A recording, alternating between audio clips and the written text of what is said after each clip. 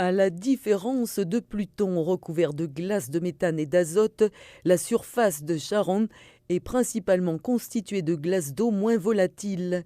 En 2007, l'observatoire Gemini a mis en évidence des zones d'hydrate d'ammoniac.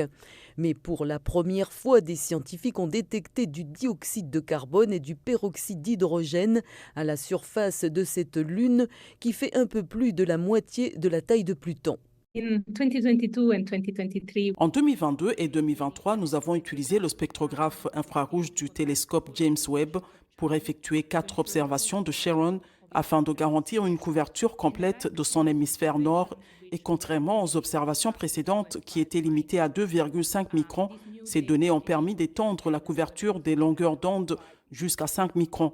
Ceci a permis de détecter du dioxyde de carbone et du peroxyde d'hydrogène.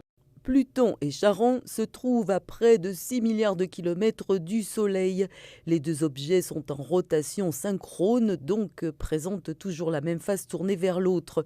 Un survol du vaisseau spatial New Horizon de la NASA en 2015 a révélé que la surface de Charon est recouverte de glace d'eau, mais les scientifiques n'avaient pas pu détecter certains produits chimiques jusqu'à ce que le télescope Webb vienne combler cette lacune.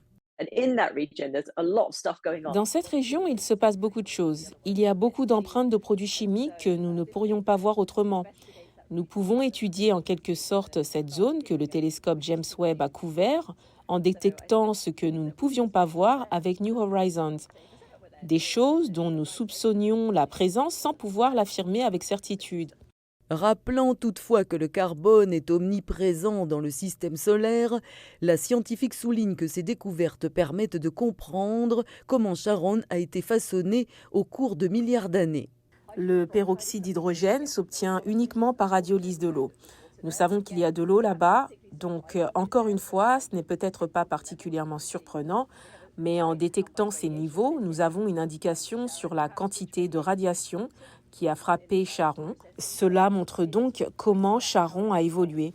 Les scientifiques pensent que le peroxyde d'hydrogène pourrait provenir des radiations émises par les molécules d'eau à la surface de Charon et que le dioxyde de carbone pourrait être rejeté à la surface après des impacts de roches spatiales. Cette découverte pourrait aider à déterminer la composition d'autres lunes et planètes plus lointaines.